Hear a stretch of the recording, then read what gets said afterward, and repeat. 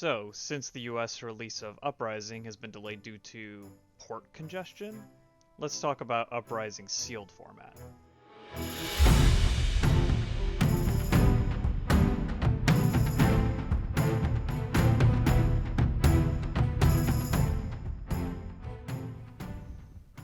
It's been a while since we've done a video like this talking about a pre-release event, but since the sealed format has always been kind of interesting to me, especially since two of the characters in this set share the same talent with a random third that has its own, I feel like there's a lot of variety and a lot of things to think about when it comes to choosing your character for a sealed event. Draft is also going to be very interesting, but that's something we'll talk about in another video. This time we're going to be talking about the pre-release event that happened at the Haven Games for their Uprising pre-release, and my decisions that went into picking Fi as my hero for the event. Now, there's a lot of factors that I figured out over the weekend and the 3 pre-releases I did that helped me figure out what to look for when picking a character for a sealed event. The good thing about sealed is that you're not fighting other people for your card pool, it's just your card pool. But that can also kind of lead to the opposite, where you might not get strong cards for any of your characters or any of the heroes. So the first thing I always do when assessing my sealed pool is taking a look at the equipment I pulled and the power cards I got. This time around, the power cards would include Ice Eternal, which is kind of a harder rare to pull since it's a specialization and only comes in the one cycle. And then there was also Tome of Duplicity and Spread the Flames. I also got equipment that included Tide Flippers, the Sasha Sandakai, and Red Hot. Now, this obviously kind of already points me in the direction of Fi from the beginning, because having a full suite of equipment when you take into account the Helios Miter is always a strong indicator of how consistent you can pull through on certain situations or pull through against other people during your matches. But I didn't want to just pick Fi based off that, even though it was already kind of pulling me that way.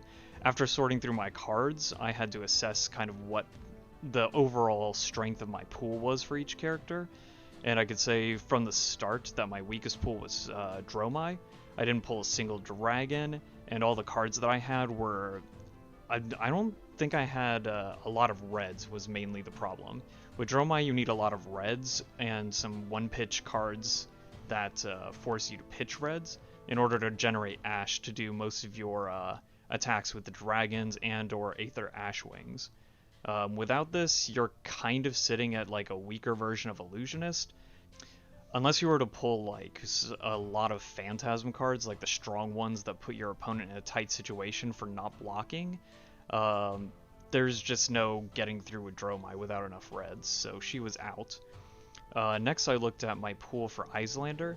The thing you need with Iyslander more than anything is blue non-attack action cards that are useful in playing against your opponent's turn. Those would usually be the ice cards since that generates an extra frostbite, and in this format it's kind of dicey whether or not they have the ability to actually play through their turn with even a single frostbite.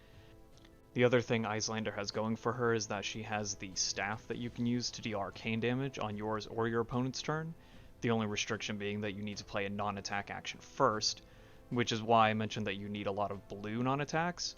Her ability obviously lets her play blues from her arsenal on your opponent's turn, which would let you in turn also activate your staff to deal a little extra damage on top of hopefully creating a frostbite or doing some other form of disruption. Now in this format, the most any single character has is Arcane Barrier 1 from the equipment that's available to them.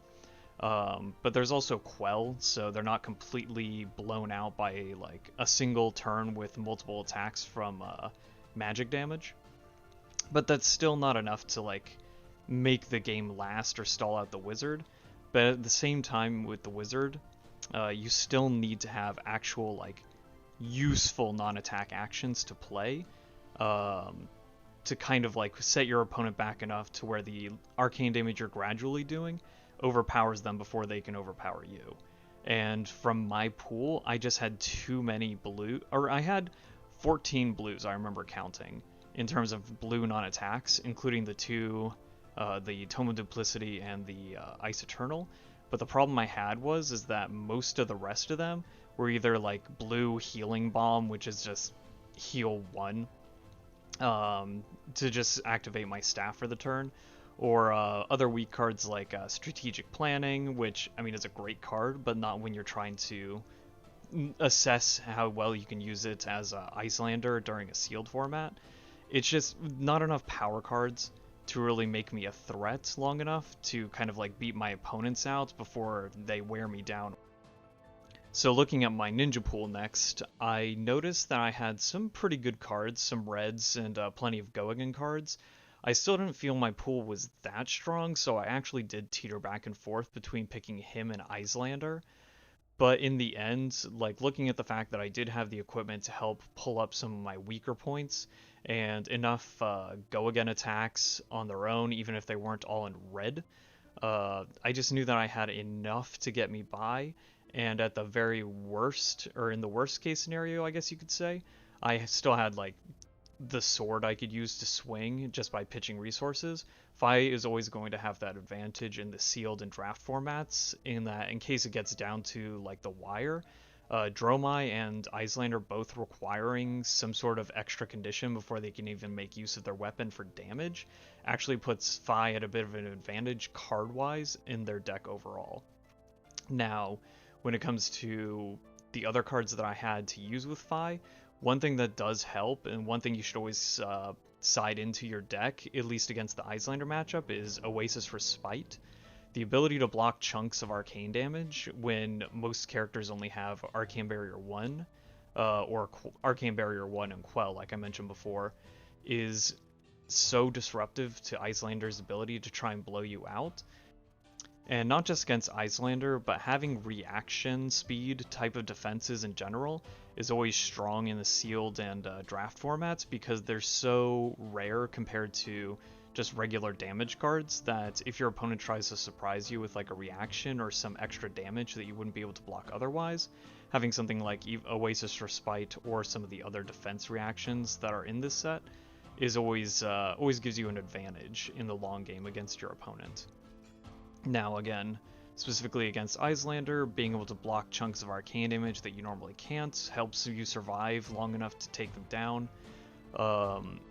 And the other thing I would of course side in against Dromai if you have them is 6 attacks to try and break some of their Phantasm Dragons or stronger dragons. That might be a little harder for you to kill without committing too many resources to them. The cool thing about Dromai and Fi is because they're Draconic, both of them can fill 3 extra slots in their deck with Phoenix Flame, whereas other characters, if you don't have enough cards or enough power cards, might need to use Cracked Baubles. So having those 3 attacks always on hand is fantastic for filling out your deck space, and it helps me get to like a 31 card deck with like 4 cards on the side, 2 Oasis Respites and 2 6 attacks to go ahead and work on each of those opponents respectively. Something I want to add is that even if you don't get any like power cards or like something that looks particularly strong to help give you an advantage in these sealed events or even draft events, just making sure you look into your overall consistency and your overall deck strength before you select which hero you're going to pick will take you a lot farther than having like multiple Majestics or multiple like specialization cards for a particular hero. So let me know how your pre-release experience was, guys. I know one of the things people like to talk about most is their insane pulls, and especially during pre-release time, they are the most hype. But aside from that, let me know if you had any interesting experiences with what decks you used, or maybe even how you won some of your matches during pre-release. Those are always interesting to hear. But until next time, this is Ryan with Adventure Co. signing off.